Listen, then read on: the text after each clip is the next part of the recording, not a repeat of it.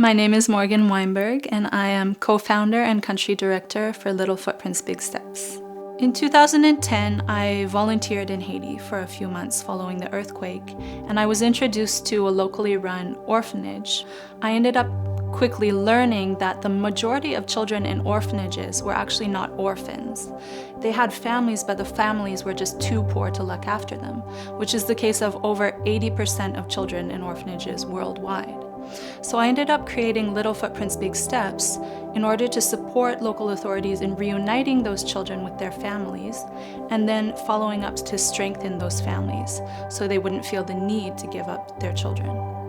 So the main program of Little Footprints, Big Steps is family reunification and strengthening, where we work with children who have been separated from their families, either children who are in corrupt and abusive orphanages that the authorities are shutting down, children who have been living in the streets, children in situations of domestic slavery. And once we work with local authorities to reunite those kids with their families, we follow up with each family to make sure that child has access to education and medical care, but most importantly, to address the root cause of why that child was separated from his or her family in the first place, which for the majority of families is poverty.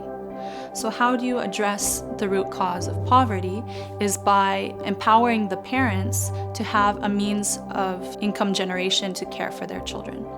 So this might mean integrating the parents into our business startup program, supporting them with agriculture and livestock, or even providing vocational training for the children if they're older. Not all children can be reunited with their families immediately, so for those cases, our second main program is Transitional Housing, where we operate 2 safe houses, one for boys and one for girls. And all of the children admitted to those safe houses are referred to us by local authorities. And it's a place where those children can stay temporarily and get the care they need, but eventually the goal is to either reunite them or have them placed in a long-term home, such as a foster family, and that opens up that space to receive more children. Our third main program is Advocacy, where in Haiti, we work to change the mentality of parents and children so that they know their rights, they understand the importance of children living with their families and the dangers that can happen when children are separated.